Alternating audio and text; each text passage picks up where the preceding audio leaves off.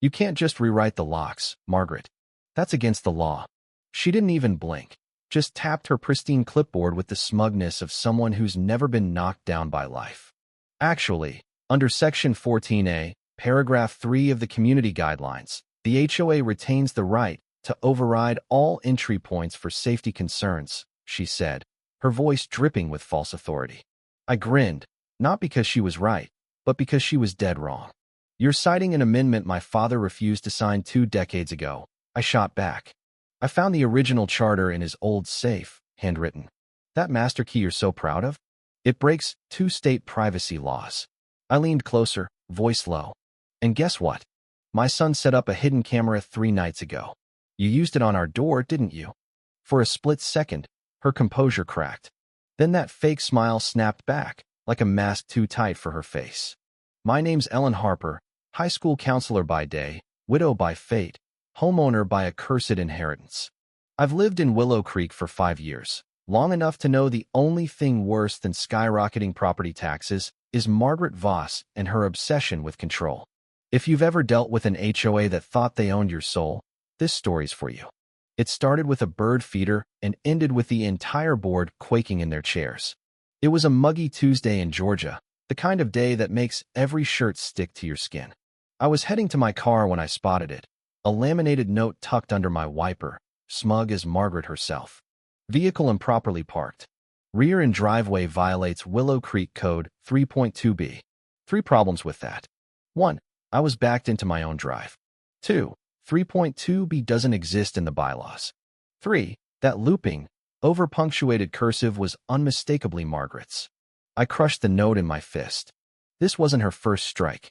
A month earlier, she'd cited my porch light for being too bright past 10 p.m. I swapped it for a dim amber. Then it was my trash bins, visible at 6:58 a.m. on pickup day when the rule said 7. All fake violations, all personal. Willow Creek looks like a postcard from afar. White fences, perfect lawns, forced smiles. But step out of line, and it's a battlefield of petty fines. Margaret wasn't elected. She inherited her throne when her husband, the original treasurer, died a decade ago. Some say she never stopped mourning. I say she never stopped craving power. She loved watching people squirm. But I wasn't just anyone. This was my father's house, Colonel James Harper, Army retired. He bought it when the streets were dirt and the HOA was just 3 neighbors with a notebook. He died in that living room, chest pains in his recliner, MASH reruns flickering. The will left me the house, a rusty mailbox, and a weathered bench under the backyard magnolia. That bench was everything. He built it after Mom passed, sanding wood for days, silent. Some things you don't fix, he told me once, sitting there at dusk. You just hold them. My son, Nathan, was 6 when he first sat there. It became our sanctuary birthdays, heartbreaks, quiet moments. Margaret wasn't taking that from us. Back inside, Nathan was at the kitchen counter, headphones on, hunched over his laptop. At 17, he's sharper than I'll ever be, running code to track signals from our smart locks. Another note? He asked, glancing up. I nodded, tossing the crumpled paper in the trash. She's hunting, I said. He smirked. Then let's set a trap. It wasn't bravado, it was exhaustion. Margaret didn't just target one house. She moved to the next. You don't stop her with kindness. You stop her with proof. That night, I stood by the magnolia, the bench solid under my hands. The porch light cast shadows like claws across the grass. What would you do, Dad? I whispered. A firefly blinked and vanished. The next morning, another note was jammed in my mailbox. No envelope, just Margaret's HOA letterhead. Excess foliage obstructing street view. Security violation. She meant the azaleas Mom planted during her chemo year. Overgrown, sure, but they were hers. Cutting them would be like cutting her memory. I filed the note in a drawer Nathan labeled Voss Vendetta. The violations kept coming. A garden hose left out, piano music too loud from Nathan's Chopin. The house's faded blue paint called an aesthetic violation. Blue, the color Dad picked. Ocean breeze meets boot camp, he'd joked. Margaret herself had complimented it at last year's barbecue. Now it was a crime. Nathan set up a VPN camera sweep, motion-triggered, night vision. Legal? I asked. She's been stalking us, he replied. I'm just evening the score. At the HOA meeting that week, held in the same room where we'd celebrated Dad's retirement, Margaret ruled like a dictator. I sat in the back with Nathan, watching neighbors avoid my gaze. Bylaws apply to everyone, she droned, her smile ablaze. Beside her, Lisa Coleman, a quiet board member, gripped her chair like she was holding back a scream. As we left, Lisa's eyes met mine, a flicker of guilt or warning. Her lips moved, no sound, just a shadow of a word.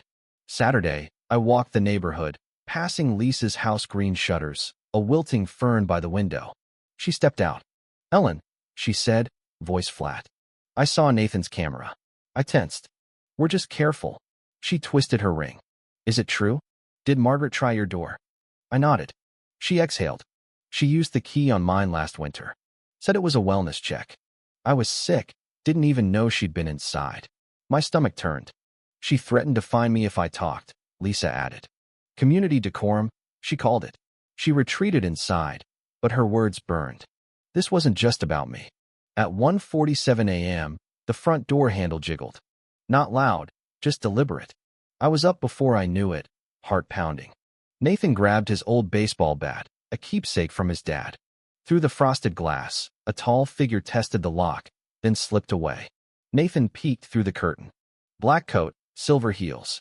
Margaret's signature stilettos, sharp as her ambition. We didn't sleep. Nathan looped the footage, her shadow clear as day. The police came. Officer Daniels, a tired cop who watched the clip and shrugged. "No entry, no crime.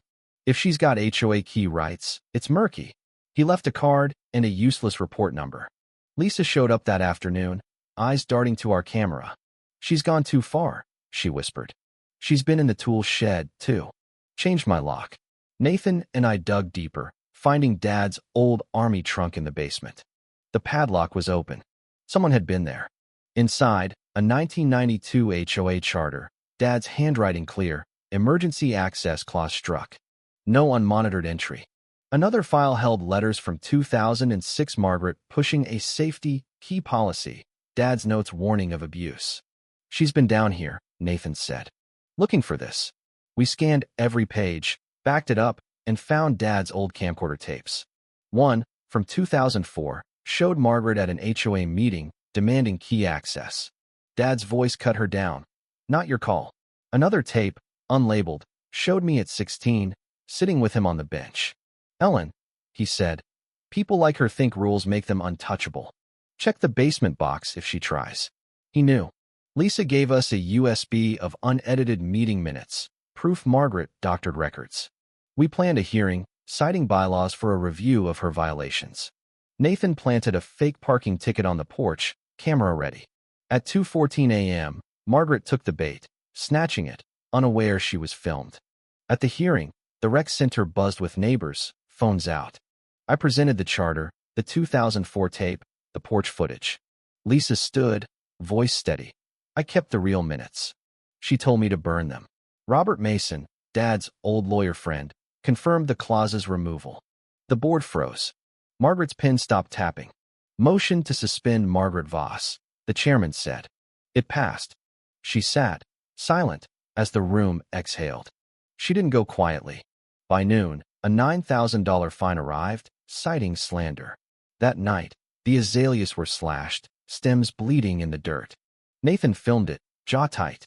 Margaret's flyers hit every mailbox, calling for my removal as a resident. But cracks formed. Neighbors posted online. "Did she visit your house too?" We uploaded our evidence to a site, views climbing past 500. Lisa texted, "It's working." At the next meeting, I wore Mom's gray blouse, calm but ironclad. The room was packed, tension electric. I laid out the truth again. Lisa exposed Margaret's lies. Robert backed us. The board voted her out. Margaret didn't fight. She just left, her heels echoing. The next morning, the air felt lighter. Nathan packed away the cameras. Margaret vanished behind her curtains, rumors swirling of a lawsuit or sale. Lisa took over as interim president, steady, fair. Neighbors shook my hand, one whispering, "You made us brave." At home, we replaced Dad's old deadbolt with a new one, clean, unscarred. Under the magnolia, a green shoot pushed through where the azaleas once stood. I sat on the bench, Dad's scratch under my thumb. This wasn't just a house. It was a vow. Margaret forgot that silence isn't consent, it's a fuse waiting to light. We won because we spoke. If someone's tried to rule your home with fake laws, share your story. Your voice might break their lock.